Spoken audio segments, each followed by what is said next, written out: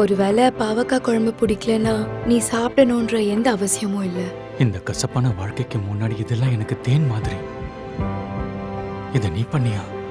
நான் பண்ற இந்த பாவக்காய் குழம்பு இந்த ஊர் முழுக்க ஃபேமஸ். நீ ஒண்ணு பண்ணு, இத இந்த புளி சட்னி கூட சாப்பிடு.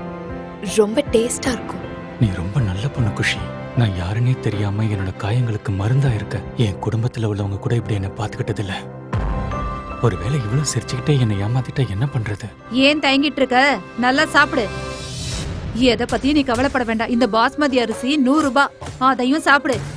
வயிறு முழுக்க சாப்பிடு. ஒருவேளை ஏதாவது மிச்சமாச்சுன்னு வெயி, நாங்களும் ஏதாவது சாப்பிடுவோம்ல, அதுக்காக தான் சொன்னேன். எனக்கு இந்த ரொட்டிலாம் வேண்டாம். நான் ஃப்ரீயாலாம் சாப்பிட மாட்டேன். இதுக்கு பதில் நீங்க என்ன வேலை சொன்னாலும் செய்யறேன். அப்படின்னா உங்க அப்பனும் வந்து வேலை செஞ்சு ஆகணும். இனிமே பெருக்கிறது, துவைக்கிறது, பாத்திரம் கழுவுறது எல்லாமே உன்னோட வேலை. போய் செய்ய ஆரம்பி. ஆனா அந்த வேலைக்கு தான் வேலைக்காரங்க இருக்காங்கல்ல சித்தி. அது என்னன்னாமா, இவனுக்கு ஃப்ரீயா சாப்பாடு போட்டதுக்கு அப்புறம் அவங்களுக்கு எல்லாம் சம்பளம் கொடுக்கறதுக்கு என்கிட்ட பணம் இருக்காதுல்ல. உனக்கு அவ்வளவு கஷ்டமா இருந்தா நீயே அந்த வேலையை செய்யி. ஏந்திரி, போய் பாத்திரம் தேயி. சரி. முழு வீடியோவை பாக்கெட் FM தமிழ் யூடியூப் சேனலில் கண்டு மகிழுங்கள்.